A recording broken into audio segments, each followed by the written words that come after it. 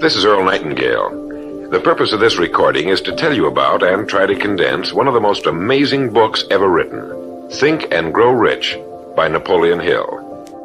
Now, what's the secret of this amazing book? Why has this book, out of all the thousands of self-help books, remained the one towering giant? I think to understand this, you have to know Napoleon Hill as I do. The clear, unchallengeable fact that everything begins with an idea.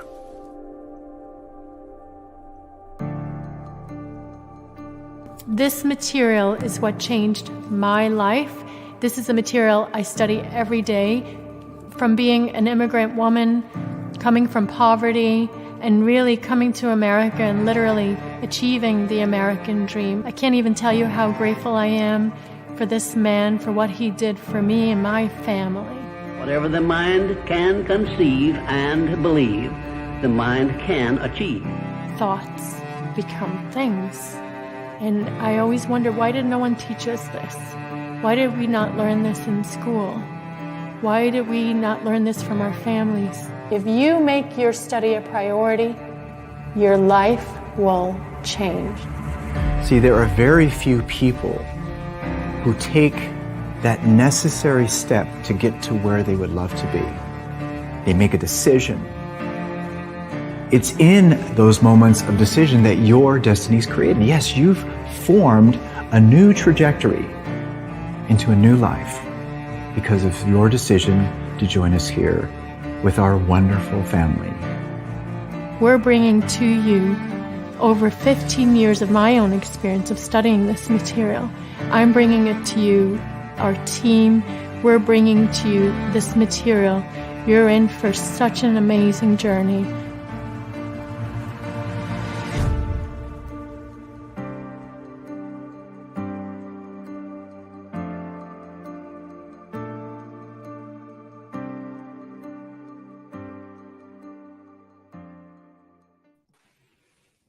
Welcome back, everyone. This is Cleona O'Hara, and I have someone very special today that I wanted to introduce you to. So just to give you an example of how we work here at Napoleon Hill Institute, we make decisions quickly, and we don't make decisions just from logic. We make decisions from our intuition sometimes. And today we had planned, myself and Troy, we're going to come on here and teach you a lesson. But this morning, early in the morning, I had an intuitive flash that went across the screen of my mind, and it was very clear. It was, no, Scott Edwards should come up and teach today. And so we then changed the schedule today, and we made this happen because I was following one of my higher faculties, intuition. So I want to introduce Scott Edwards to you. And before I do that and bring you on here, Scott, I want to tell you all a little bit about Scott from my perspective and my experience. You know, Scott is very humble. He's a young man, almost in your 30s now. But he's also, don't underestimate this guy. I want you all to understand. He wouldn't get up here and tell you what I'm about to tell you, but Scott Edwards worked side by side with Bob Proctor for years, literally sat next to him in the same room for many years. And what he has downloaded into his subconscious mind, in my opinion, he's one of the greatest teachers of this material. He knows this material inside out. He lives and breathes this material. He knows the history of this material better than anybody I've ever met. And not just that, Scott, like you truly, you love studying and understanding and dissecting the words and the material that we study every day. So Scott, why don't you come up, introduce yourself to everybody? But I just want to say, you're now the Chief Operating Officer of Napoleon Hill Institute for a reason. And I'm just so grateful that me and you kind of started this journey together. We started this company together, and it's just been, I'm so grateful that I get to work with you, and I want the world to know you. Well, thanks, Cleo, and we had a conversation about us being used by the universe, and that's what I think we all are. I think we're all being used by the universe, and the truth is, I've been studying this information for 15 years since I was 13, and every so often I'll have what's called a quantum leap, and I'll go from one area to another. And the Napoleon Hill Institute really is a quantum leap in the self development industry because we're going back to what I consider is the mentor of the mentor. This guy interviewed. He taught my mentor. He taught my mentor. In this book, Think and Grow Rich, right here, my mentor studied it for 61 years. And when he passed last year, I made up my mind in front of a small group of people. I was going to study it for 61 years, and I'm going to be almost 90 by the time by the time that comes around. So I'm just so grateful to be here, Cleona. I'm grateful for you and the whole team. We've attracted everyone that works in our team. We've attracted them, and everyone is there for the right reason at the right time, doing exactly the right thing to all make this work. So I'm just grateful for you, and I'm grateful for the whole Napoleon Hill Institute team. Oh, I love it. Okay, so what I want to do is I want you to talk a little bit today about the law of attraction, the law of vibration. Your story is amazing. The world needs to know Scott Edwards. So pay attention, and I'll come back a little later. Okay. Well, thanks for that. Thanks for that, Cleona. So, there we go. So yeah. So I just want to take you through my journey of 15 years ago. I give all the credit to what I know about law of attraction to this DVD. This is called The Secret. I watched this 15 years ago, and it changed everything for me. Now, because I was 13 and I watched this DVD called The Secret, I was more impressionable. And the difference between me using The Secret, I'm gonna talk to you one of the greatest things I've ever done with this material in a few seconds. But the main thing is what I did that not many people did is that I tried it. And that's what not many people do. A lot of people say, "Oh, this secret stuff, it doesn't work. There's nothing to it. It's all just fluff." They all have one thing in common: they don't try it. And it's my contention to you is that this stuff is very, very easy as long as you try it. And I want to go through a little bit of my story now about how I know this works. I'm one of those people that knows that this material works. I've studied it for 15 years. I've used it for 15 years. And as Bob Proctor says, the more you use it, the more you understand it.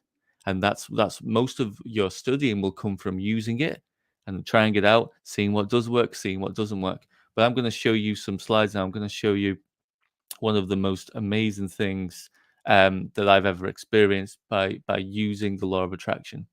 Here's a picture that I visualized. I visualized this picture for 18 months. When I was 23 years old, I decided that after 10 years of studying Bob Proctor, I wanted to go and work not only for him, but with him every single day.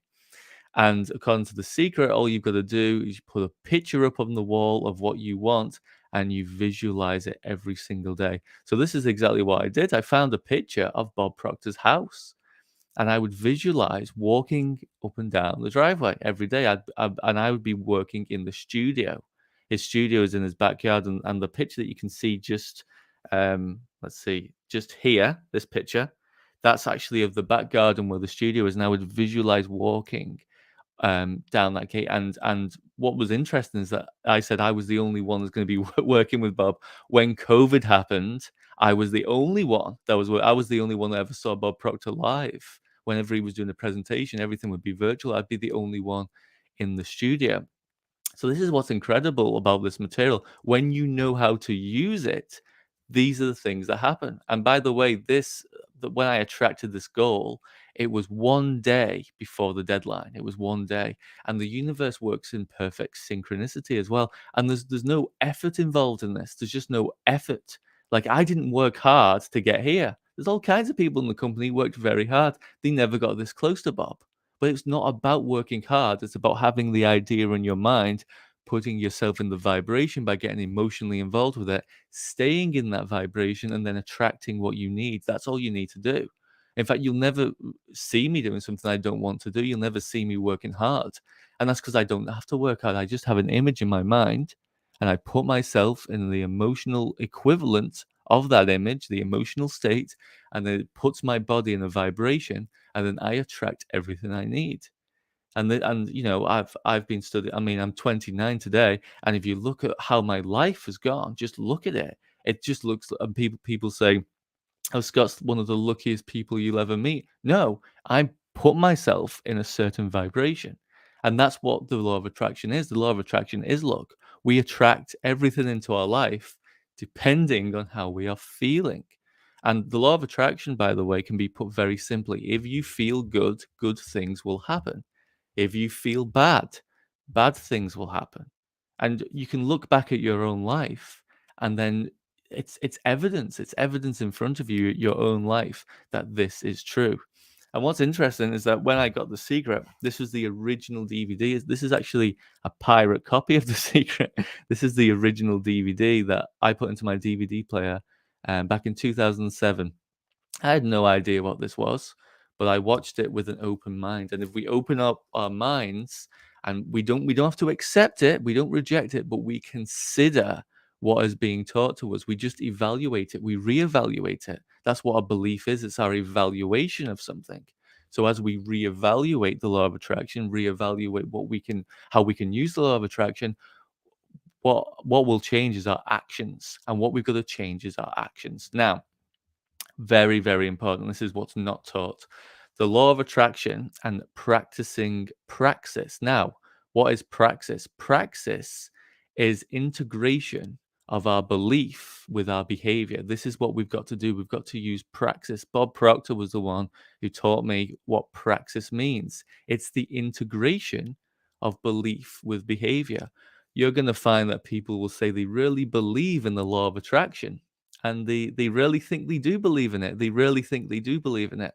And then what will they do? They'll be talking about what they don't want. They'll be visualizing what they don't want. They'll be worried about negative things which are going to happen in the future that they can't see. And that's the point, is they obviously don't believe in it. Otherwise, they would be doing it.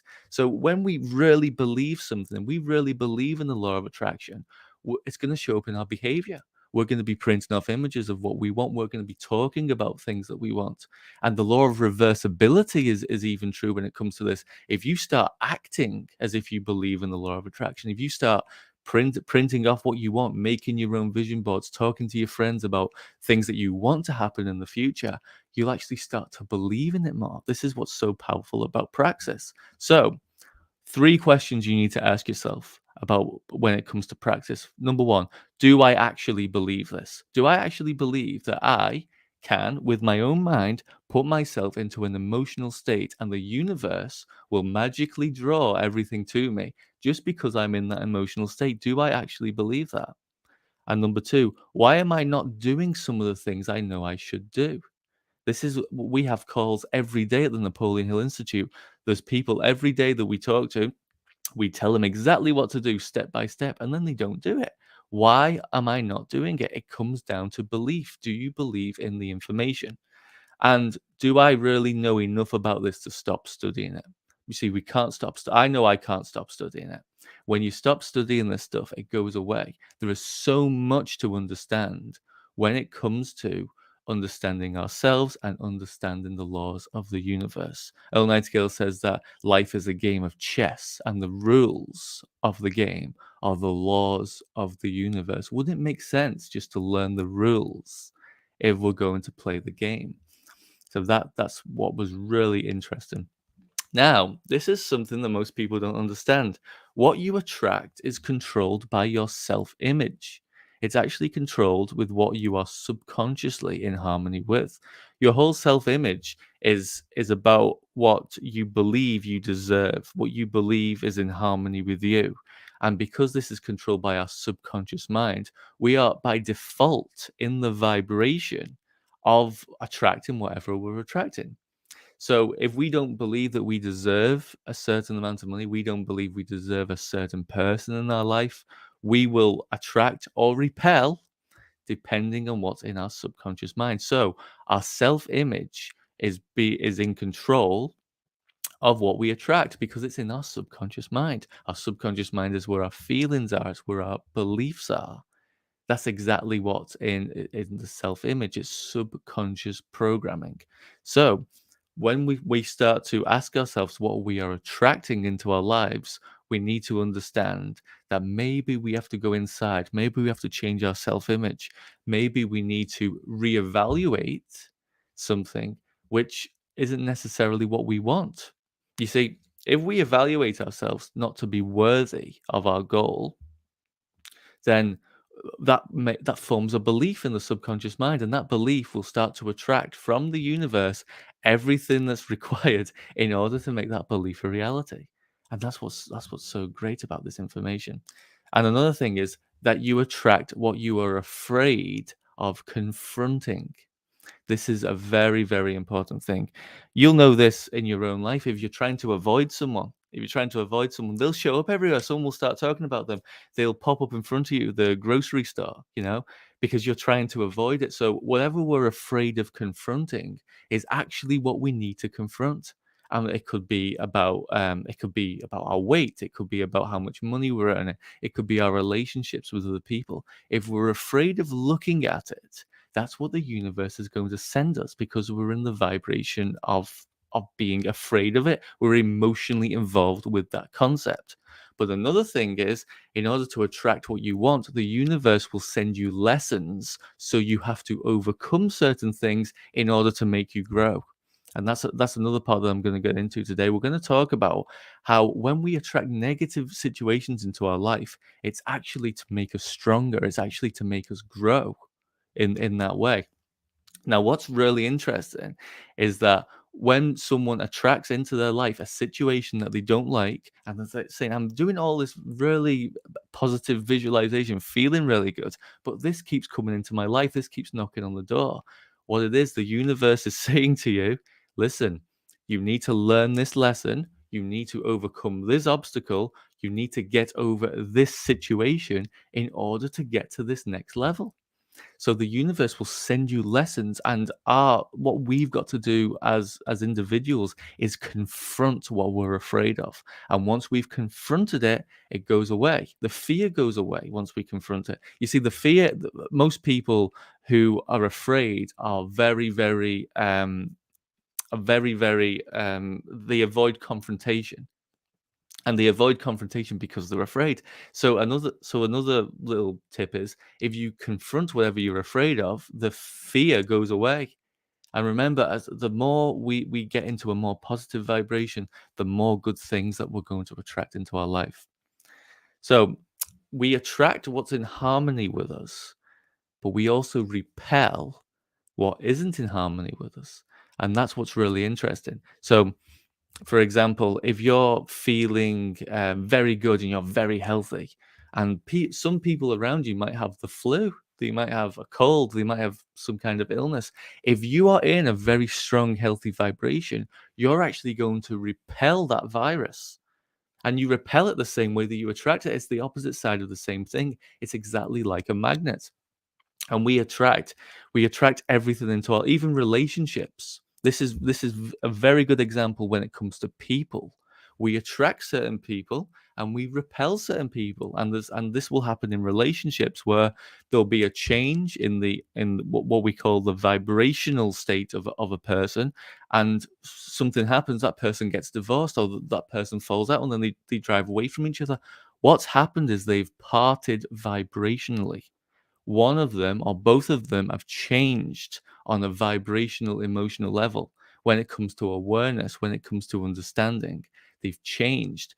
In the play out world, we say that relationship has broken down, but what's actually done, they've parted vibrationally. And it's usually because one person has got what they've meant to get out of that person, or one person, whatever the lesson was of the universe that was teaching them, it's over. So they part vibrationally, and then they go off and then meet different people. But this is what happens. We attract what we're in harmony with, and we repel what we're not in harmony with. For example, you could be in the line in a store somewhere, and you can meet someone and you'll feel a really weird feeling that you just want to get away from them.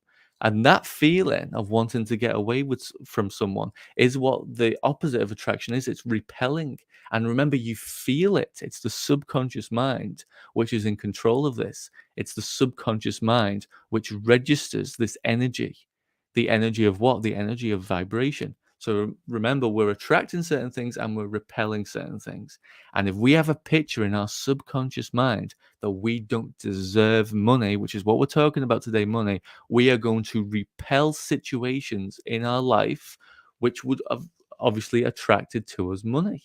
We're going to repel that if we're not in harmony with it.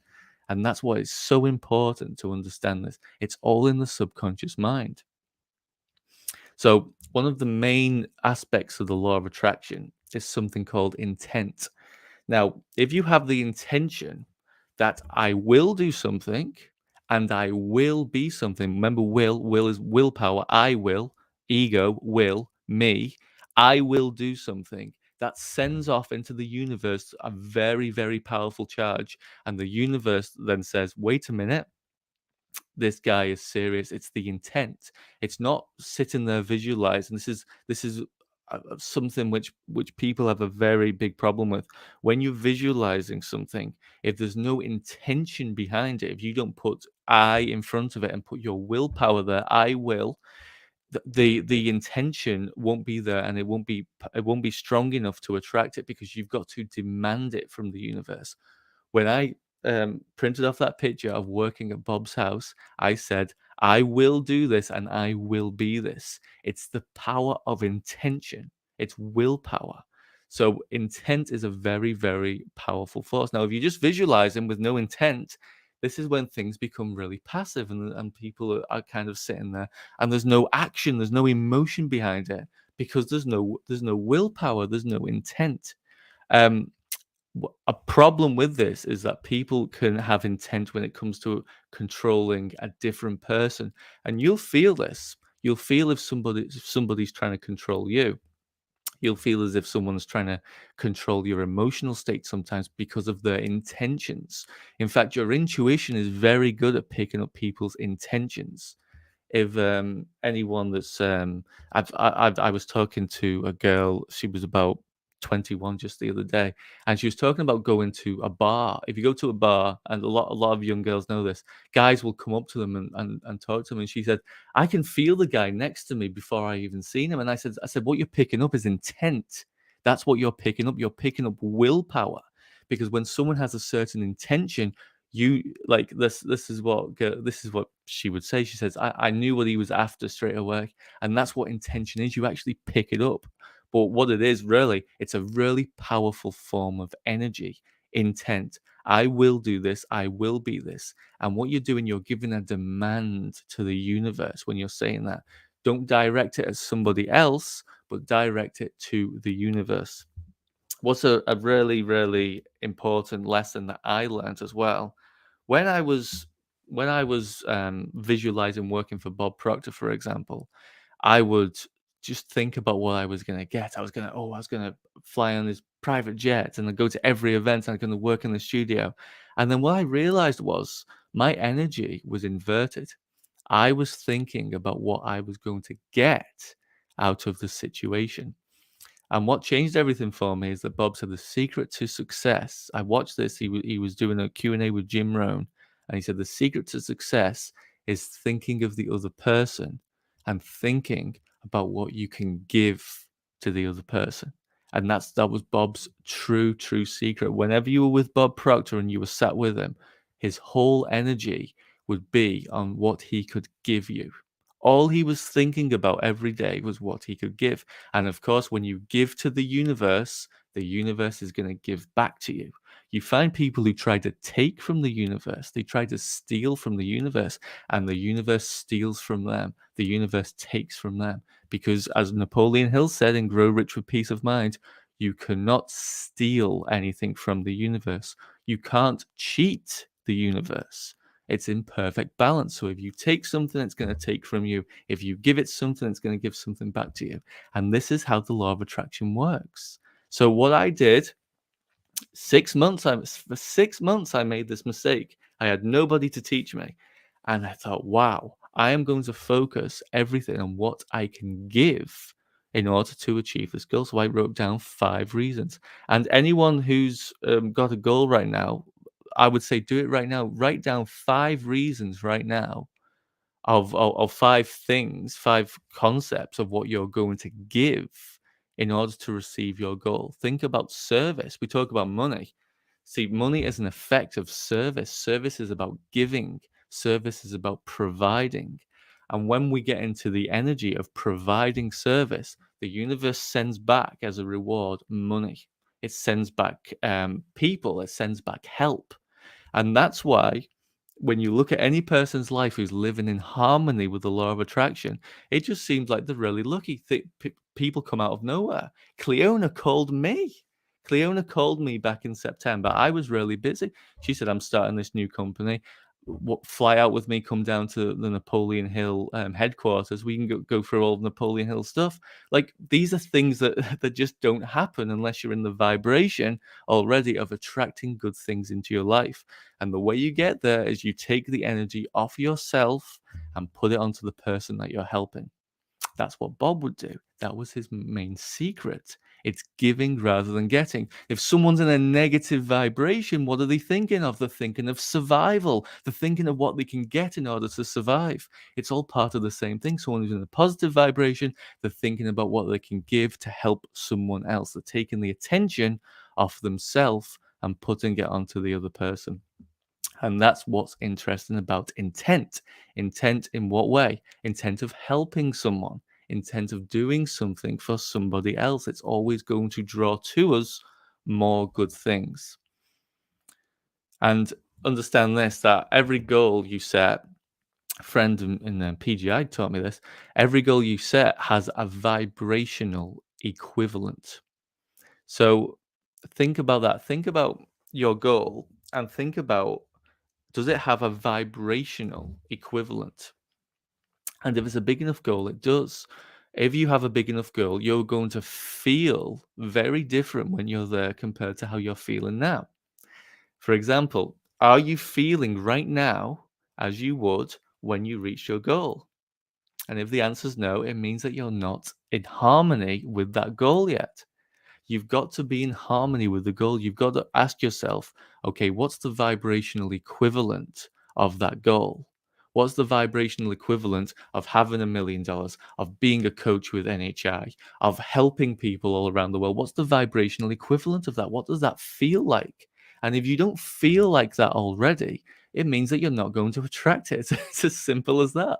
So every goal you set has a vibrational equivalent. Write down on a piece of paper, this is how I feel now that this has been reached. And then what we do, we put that into present form. It's as simple as that. That's all we've got to do.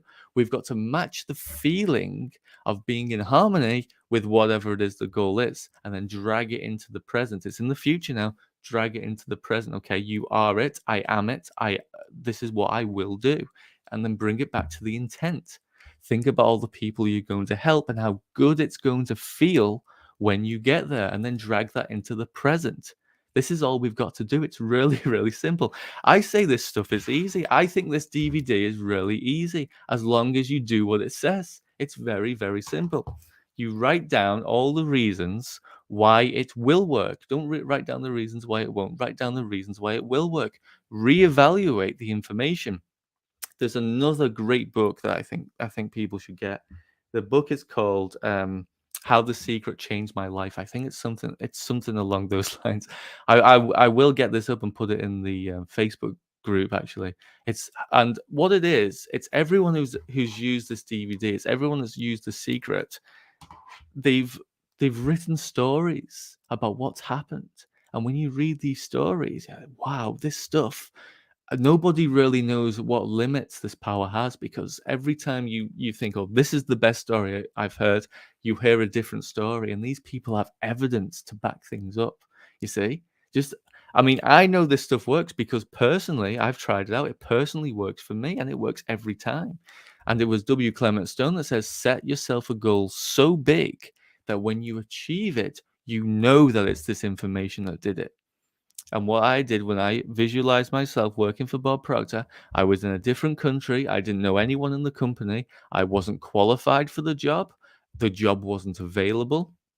And I couldn't even work in the country. I wasn't legally allowed to work in the country at the time with those five big obstacles, that there was almost absolutely no way it would happen for me. From a logical point of view, my own family and friends told me it wasn't going to happen for me, and I was stupid for quitting my job. But I tried this information. I visualized it for 18 months. I did exactly what it told me to do. And I put myself, I wrote down what would be the vibrational equivalent, even though I didn't know what I was doing. And I put myself in that emotional feeling state of being with Bob Proctor every day, what it would feel like. When I got there, actually, it felt like I'd been there before. And people were saying to me, what does it feel like now that you're there? No, I feel exactly the same. I've been visualizing this for so long. It just looked like a very HD version of what I was visualizing. It was exactly the same as what I thought it was going to be. And it even felt exactly the same as what I put myself in the vibrational equivalent of. I put myself in the feeling of being there. And this is what's interesting all the time, is that people say that this stuff doesn't work and they don't even try it. And our biggest enemy, by the way, when it comes to this, our biggest enemy is resistance. The reason why people aren't doing this is because there's resistance somewhere. There's resistance when it comes to believing about it. There's resistance when it comes to accepting a bigger idea which you don't feel like you deserve. By the way, whether you feel like you deserve it is an irrelevant question. It's completely irrelevant. If you deserve it or not doesn't make a difference to whether you're going to get it. Terrible things happen to people every day and they don't believe that they deserve it. Someone I knew had one of my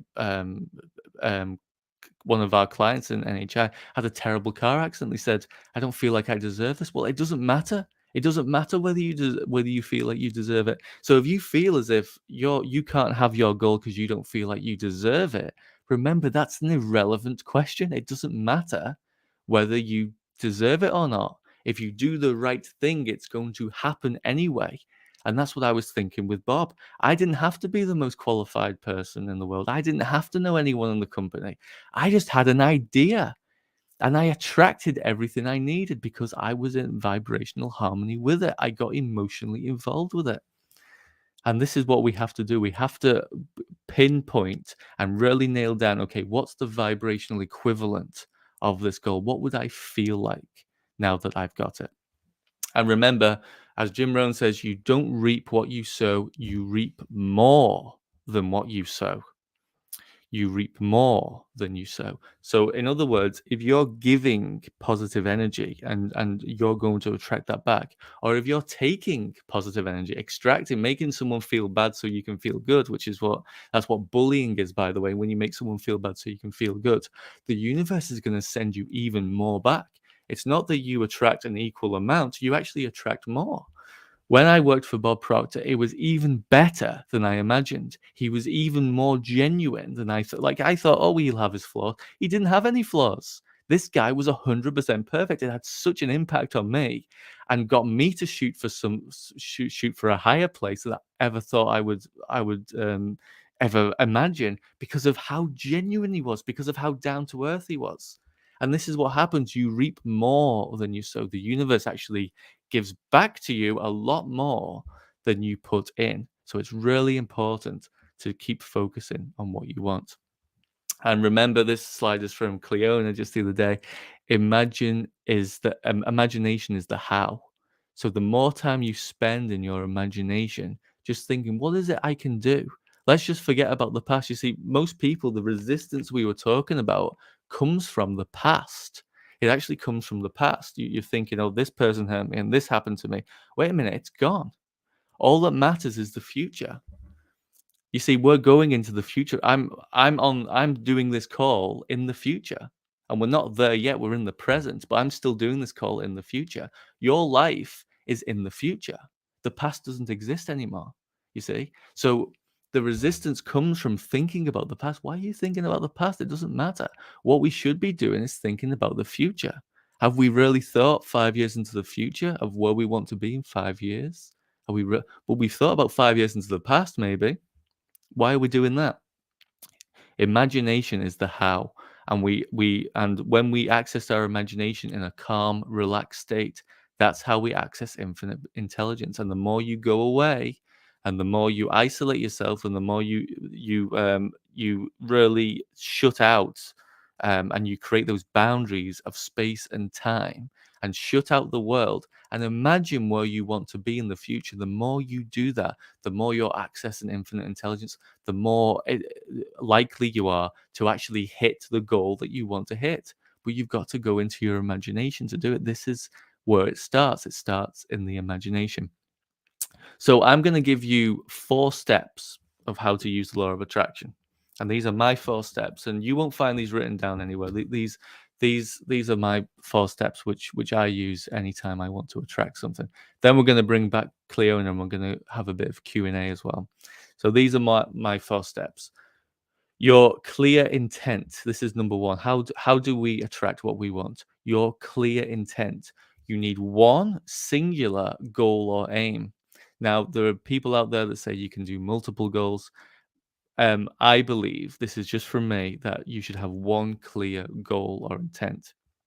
Because when you focus on one thing, your willpower is stronger when you focus on one thing than focus on multiple things. Number 2, you need an exact image of what you want. You need that exact image, whether it be the bank balance, or the particular home that you're visualizing, or maybe like a screenshot of all your clients if you're going into coaching. You need a clear image of what you want. And this is the hardest thing to do. For me, it was really easy. I went on Google Street View and I got Bob Proctor's house. This was a very clear image, an exact image of what you want. Because remember, an image is 1,000 words, you see. So an image is 1,000 words. And the more specific you are with, with a goal, that's what an image is. An image is a very, very specific paragraph of words. An image is words painted. That's what an image is. An exact image of what you want. This is what you need. Number 3, a strong feeling of what it would feel like. So you need a very strong feeling of what, and that goes back to the emotional equivalent. Okay, so when you go into that state, okay, I am going to visualize now what it feels like to be there. And it needs to be a strong feeling. And this is why I wouldn't necessarily recommend just money in the bank, but what you're going to do with that money. It's very hard to get emotionally involved with just a number on your bank balance. Well, what's easy to get emotionally involved with is what you're going to do with it, how you're going to feel, what you're going to be doing, the type of people you're going to be around, the plans you're going to be making, the places that you're going to be traveling to. It will create a strong feeling of what it would feel like. What is this going to feel like? And you need to remember and go back to that feeling. Cleona said that feeling is home. When you go home, you go to that feeling. And you need an obsession of why you must have it. Okay, why do I want this? I wanted to work for Bob because I wanted to change my environment. I wanted to learn from him. I wanted to learn from his mentors. I wanted him to teach me things which he doesn't necessarily teach at the seminar, which is what he did. And so the more you build up the reasons, the more that obsession and that burning desire is going to come to life. And then you're going to start doing it without actually, without any conscious effort. It's going to become automatic. You're automatically going to do it when you have a clear intention, you have the exact image, you have a strong feeling, and you have the reasons that back up that burning desire, that obsession with it. And that's what I follow every time. It's worked for me every time. And I've been doing it for 15 years without fail because I study the law of attraction every single day. So I'm going to start. I'm going to bring Cleona on, and we're going to start taking questions. And when you're asking questions, by the way, tell me the reasons why you believe it's not going to work. Or tell me straight. The more negative you are with the questions, by the way, the actually better it is because I can address the things. I always say this in every Q&A I do, the more negative you are, say the reasons why, if you can't get emotionally involved with it, say the reasons why. We'll dig into it. We'll find out what's going on. Anyway, I'm going to bring Cleona back on. There we go. There we go, Cleona. Wow, Scott. Wow. You have the comments going wild, let me tell you. I haven't seen any of the comments, but yeah, we'll go into them now. You've been in flow. You've been in flow, my friend. So guys, do you see now why I brought him on as a leader? If you ever had any doubts or questioned anything, now you see. I attracted you, Scott, when I had this vision of leading this company.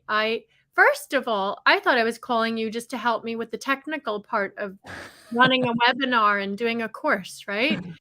And what happened was I knew the universe and God would bring me all the people that I needed to get Napoleon Hill Institute off the ground and up and running.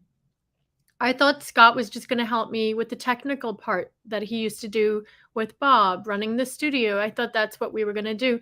But the more I got to know you, Scott, and the more I listened to you, I thought, wow, this guy's awareness is through the roof. Some of the, highest level of awareness that I've been around in the industry.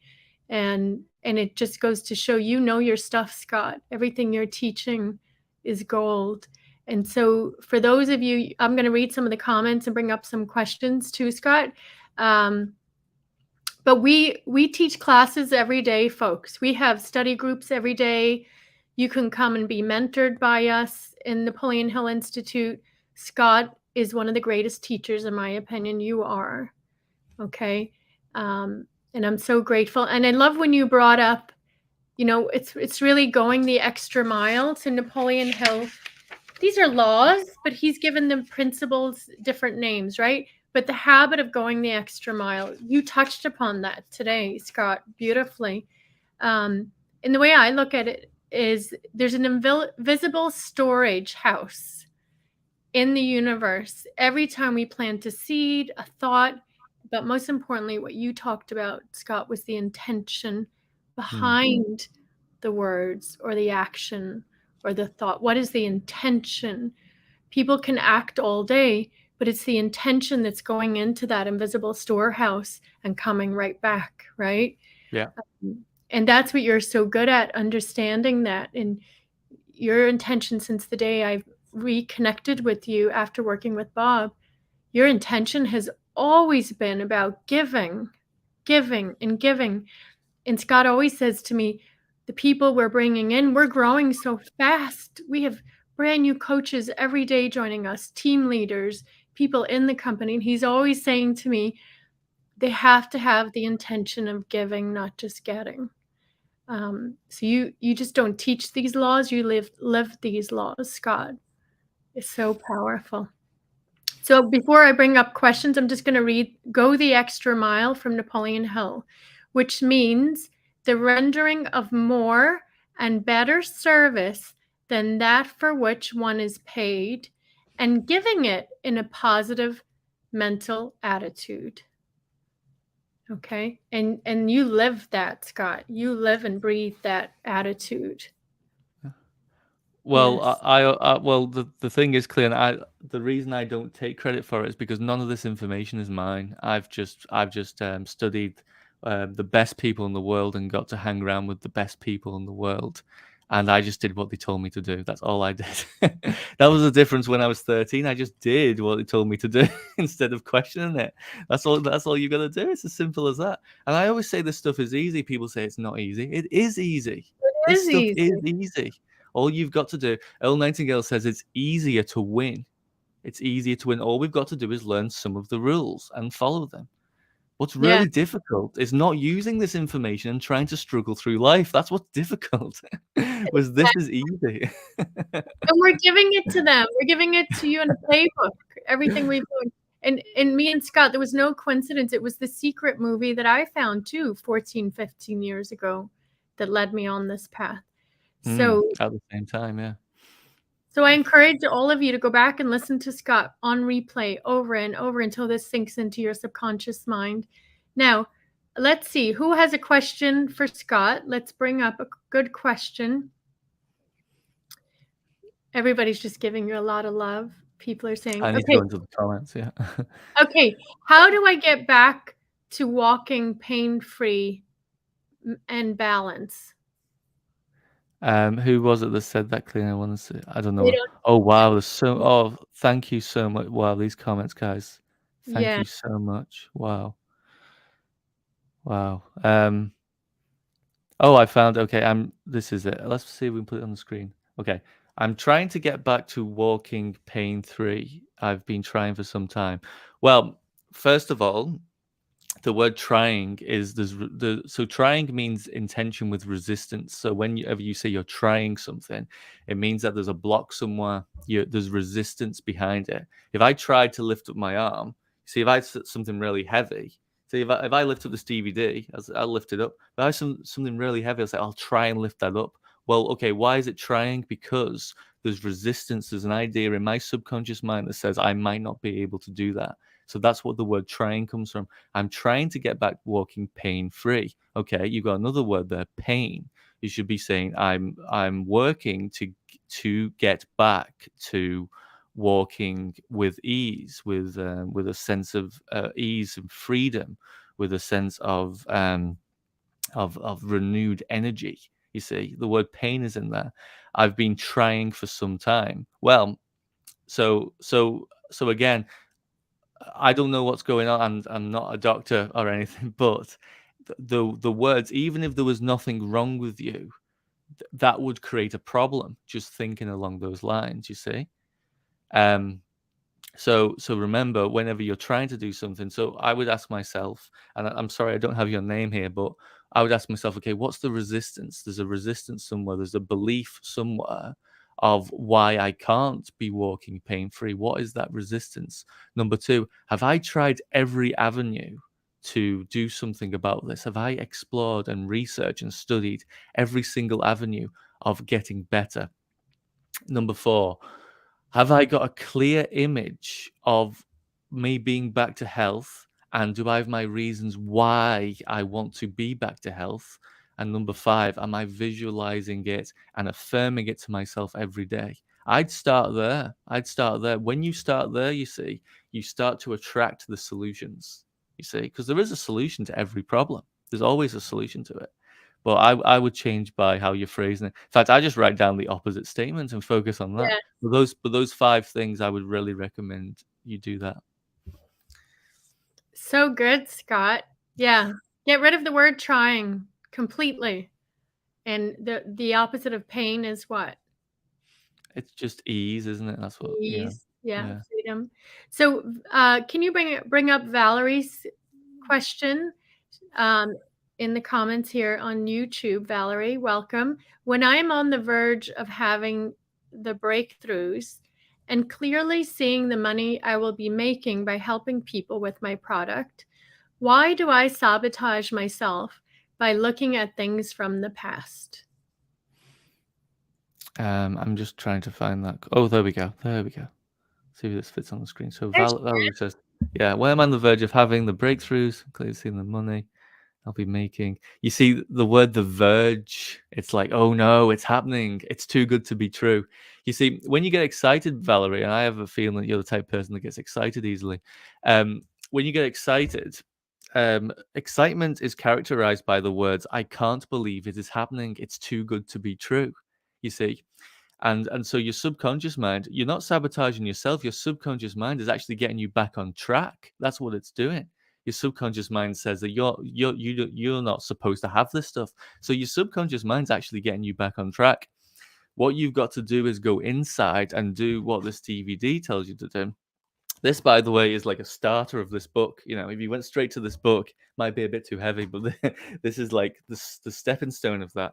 If you start to visualize yourself as if this is normal for you, you normalize it in the subconscious mind, then what will happen is the opposite effect will happen.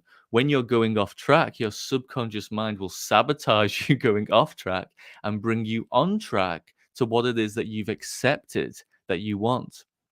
So your question is about it's not really self-sabotage. It's the emotional or the subconscious part of you that's trying to bring you back on track. It's trying to actually make you stop becoming successful because it doesn't understand that that's what you're trying to do.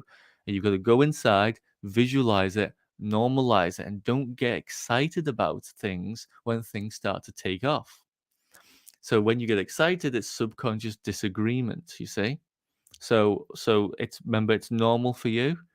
And the more you work out, and then when you start saying to yourself, by the way, that this is normal for me, you'll come up with reasons why it's not normal. And those reasons are the ones that you need to attack. Okay. That's when you start to find out what's actually blocking you, because your subconscious mind will give you reasons why you can't do it. And the point is to go into every one of those reasons and then reevaluate them. And then your belief will start to change. You see? So that's what I would do. And remember, you're not sabotaging yourself. Your subconscious mind is helping you. You've got to get in there and normalize your goal in the subconscious. That would be my advice, Valerie. Yeah. So good. So good, Scott. Okay. I'm just going through the questions and intuitively picking them up. There's one here. It doesn't say who it is. Facebook user. Scott, I'm working towards moving out to my dream cottage house with my dog by the spring. It is not in the budget. Even just saying that. It is not in the budget. There is no income. But I have started packing, and I'll be done packing next week. I've disassembled my bed. I've narrowed down the area I want to be in, and I've gone to visit the area. I have a map of the area. I look at real estate online, and I'm purging my belongings. I've gotten my boat license. There's a cottage I could win, so I bought a ticket. What else can I do, I suppose, is what she's saying. Let's have another read through it, Cleona. I'm working towards moving out to my dream cottage house with my dog. I think I know who this is. I think this is Julie, isn't it? I think it's Julie too. My intuition said Julie. Isn't that funny? I think it's Julie, I'm going to get on a call with you because I've been saying that for a while, haven't I? So let's get on a call together, Julie, and we'll work out what's going on. Julie, by the way, has a procrastination paradigm, and I told her that as soon as I met her. And she says, "No, I don't." I was like, "Yes, you do, Julie. I know you do." But yeah, I'll talk to Julie. Yeah. Yeah. Can I just add there to anyone? First of all, never say it's not in the budget. That right there, you're telling your subconscious mind it's never going to be in the budget. If money's not flowing into someone's bank, if money's not coming in, it means you're not serving. You have to be serving to receive money. Money is energy. It comes back in the form of money after you served something, whether it's a product or a service. Money doesn't come in for free. And I don't think it's good to have a goal to win lotteries either. Money has to be earned. This is the law. So if my money's not flowing the way that I want it to flow, then I know I haven't served enough my products or my services. It's that simple. Everybody wants, I want to attract this. What have you given to attract what you want? Serve a product or a service. And there's the money. Yeah, it's just so every time you have a problem, you've got to think, okay, is this a cause or is this an effect? That's the way I always see it. So money is an effect of service. It's as simple as that. So you have a money problem, you want to go to the service. That's the cause of the problem, is your service. It's nothing to do with money. It's health is an effect. Health is an effect for how much you sleep, how much stress you put on yourself, what you eat. You have a health problem, you go over to the effects. Okay, it's the same thing, and it's really good to have your goals as causes instead of effects. So as a goal, say, I'm so happy and grateful now that I'm eating healthy food. I'm going for a walk every day. You see, that's another way that I would approach that situation. Yeah. Yes. So, okay, we have another good question here, Scott. I have so many areas of my life to address: relationship to money, health, relationships to career. I feel I should be the material before I can authentically help others as a coach. What would you advise? I would advise go after what you want instead of what you need, because when there's multiple goals involved, you're always focused on what you need before your want, and what you need doesn't have any emotional pull to it. What you need is actually based on what you think you don't have as well. So what you need comes from a state of desperation rather than a state of aspiration. So when you focus on what you want, your needs take care of themselves. So that's why I always say focus on one goal. There's, if you have a list of 5 goals, there's one goal there that you want more than everything else. It might not be sensible to want that goal more, but it's what you want inside. It's what you feel inside, you see. A 23-year-old, by the way, with no money, who had a job in the TV industry that they didn't like, shouldn't really be focused on going to work with Bob Proctor. They should, like, I need to get married, I need to buy a house, I need to get a car. But I really wanted to go and do that. Now, when I went after what I wanted, all those needs got taken care of just automatically. So Yes. whenever you have a list of goals, or whether you're thinking you need to do this first, don't go that way. Just go from what you want. And the emotional pull of that want will be enough to attract from the universe everything that you need. And then as you start to attract in little things, there's a snowball effect that happens. It starts to speed up. It starts to get faster and faster. But it comes from that want. The want is like the spark that you turn into the desire. So Yes. that will always be my advice. So good, Scott. That Right. was really good. I have one more good question here. Again, Facebook user, can't see your name, my friend, but what are the words we should eliminate from our vocabulary? I unintentionally phrase things inappropriately. I'd love to have an actual Scott list, please. You're going to get a Scott dictionary going. What I would do, I'd write down, I just write down every good word, and then I'd write down the opposite to that. So when you're in a state of joy, for example, what's the opposite of joy? The opposite of joy is like this state of being like paralyzed, or just like giving up, a state of discouragement almost, you know. And remember, it's not important to eliminate words, because remember what we were saying about confrontation. If you're scared of certain words, that's what's actually going to be coming to you. You see, people who are scared of confrontation, people who are scared. I remember I was talking to a lady who was scared about being manipulated again by someone, and I said, "Listen, if you're scared of manipulation, that's what's going to happen to you. You need to understand it. You need to understand these words." But if you want to eliminate certain words, just every word that you are writing down, just ask yourself, what is the feeling of that word? What does that word feel like? You know. And then if it doesn't feel right, then it's not that you bury it and bury it in the sand or something, or try and hide it away somewhere. It's just that you say, I'm just not going to use that anymore. It's not that I'm trying to get rid of it. It's just I choose not to use it. Yeah. What would you say, Cleona? What would your advice be for that? It's exactly that. It goes back to the feeling comes from the meaning you gave the word. It's the feeling comes from the meaning, and the meaning comes from the belief that you have attached to the word. So, for example, I talked about it this week. The feeling I had from the word discipline used to be like, it was like that pinch, like it was this resistance feeling. When I heard the word discipline, I didn't like it. It was like a yucky feeling, right? Yeah. So then I examined it, and I'm like, why am I feeling that way about the word discipline? Oh, I've attached a meaning to the word discipline, which means pain, painful. So then I had to examine, where did that come from? It came from an old belief. Okay, now I'm going to change the meaning of the word discipline. I'm going to work on changing my belief around the word discipline. And I did. Now it's self-love, because I gained an understanding then that discipline is one of the keys to freedom. Now I love it.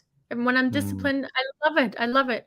But before, it used to be the opposite. So yeah, Scott, you're right. What's the feeling behind the word is more important than the word itself, and the meaning. Yeah. So good, Scott. So powerful. So we have 1 minute left. Let's see if we can just squeeze in another question. Now, if you guys want to study with Scott and be around us, there's an opportunity to become a coach with us. You can join our mentorship program, which I'm going to announce something right now that I thought of today. Maybe Scott and Mario and everybody were like, what is she doing? Yeah. Listen, I get these ideas, I got to move with them. So we have a 6 months, for those that aren't interested in becoming coaches with us, we have a 6 months mentorship program. You can come and be mentored with us and study with us. And Scott is one of the leaders there as well.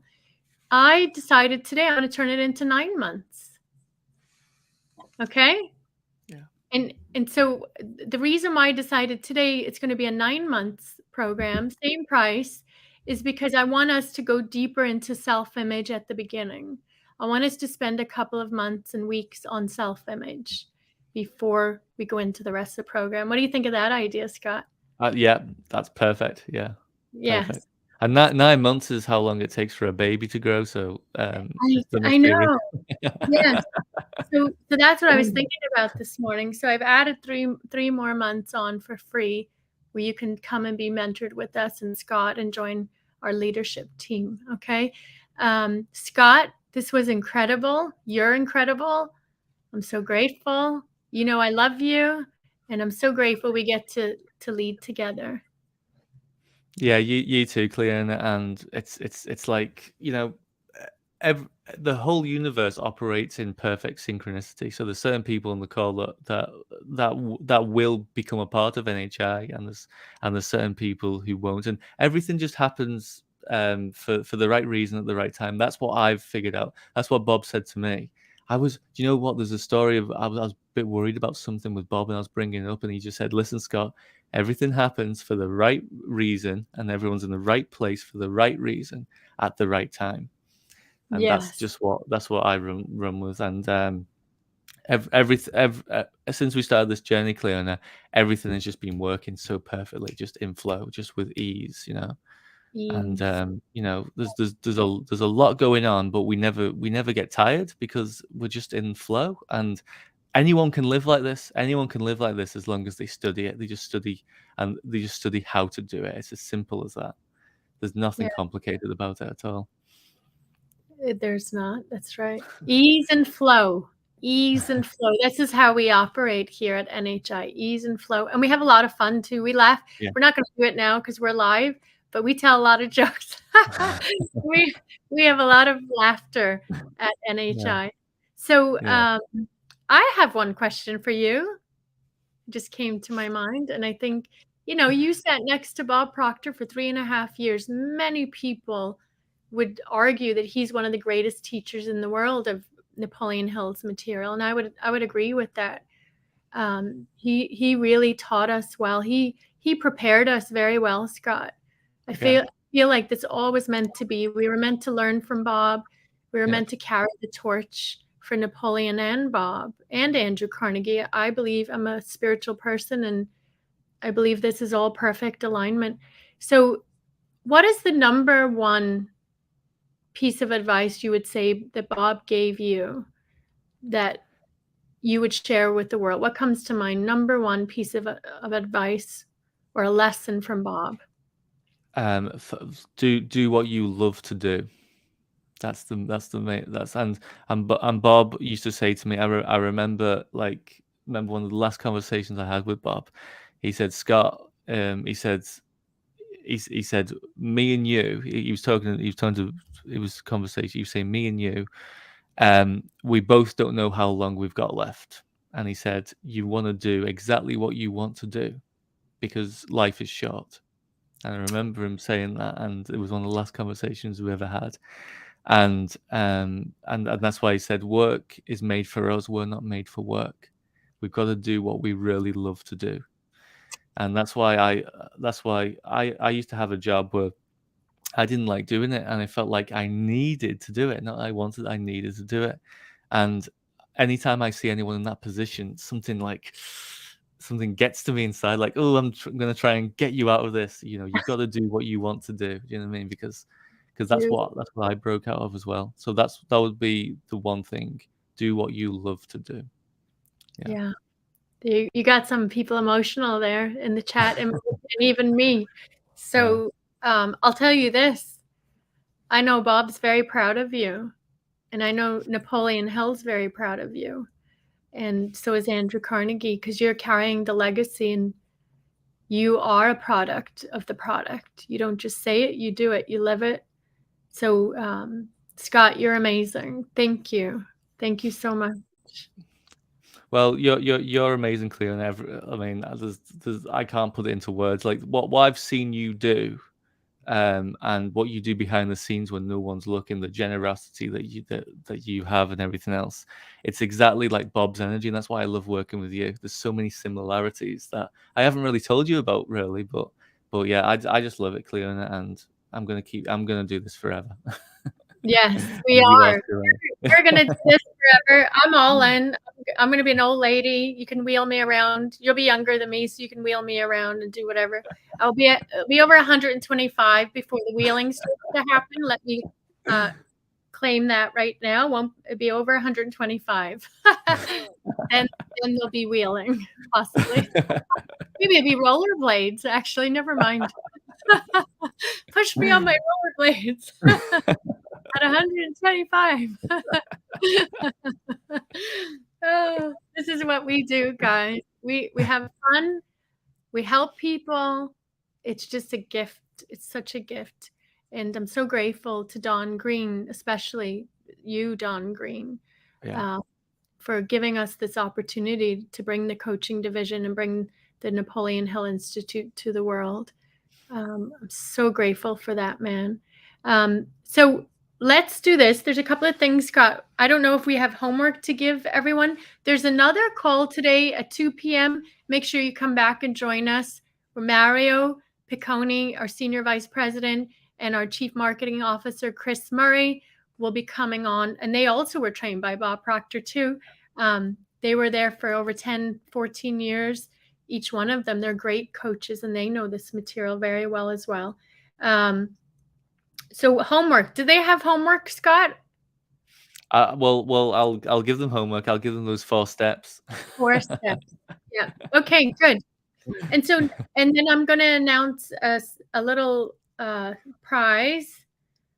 Let's see. So we said we were going to give out a prize to the most active member in the Facebook group and in the community during this event this week.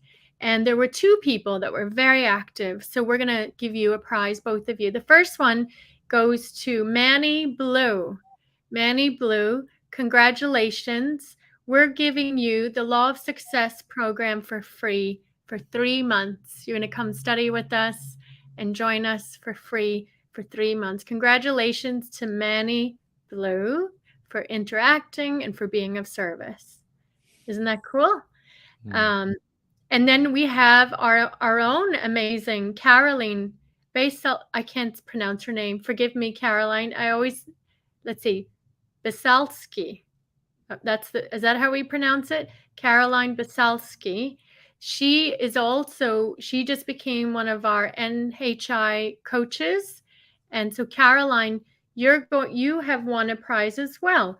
You're going to be in the Lion's Den and the Law of Success. And then when I see you in April, I'm going to give you something personally. A surprise. Okay. So congratulations, everyone, and keep up the great work. Any other advice, Scott, before we go? Yeah, I would basically say just do it. And I know that people say that all the time, but if you keep repeating the affirmation, I do it now, I always do it now, I always do it now, it will really snap you out of that idea of, oh, I'll do this later, I'll decide what I want later.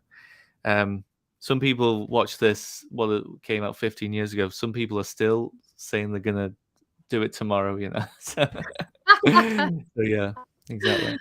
Yeah, good luck with that. If you yeah, get into an environment where there's winners, not just Yeah. talkers. They're the doers and they're the winners. You'll know by their results in their life. Okay. So I want to thank you, Scott, so much. This has been incredible. Thank you. Yeah. And thank you, Claire, and thank everyone that's thank you for all those comments. I'm going to read all those comments. So thanks so much. Just yeah. So I've really enjoyed myself. and someone in here, I don't know who it is. They're starting a Scott Edwards fan club. Oh, brilliant. Okay. I'm joining the fan club. Oh, I love it. Okay, let's bring it in for a landing. We'll see you all at 2 p.m. with Mario and Chris Murray. They're incredible leaders in the industry. Come join us there. And then don't forget, if you're interested in joining NHI, any of our programs, get in touch with one of our advisors, and I'll see you on the other side. Thanks, everyone. See you next time.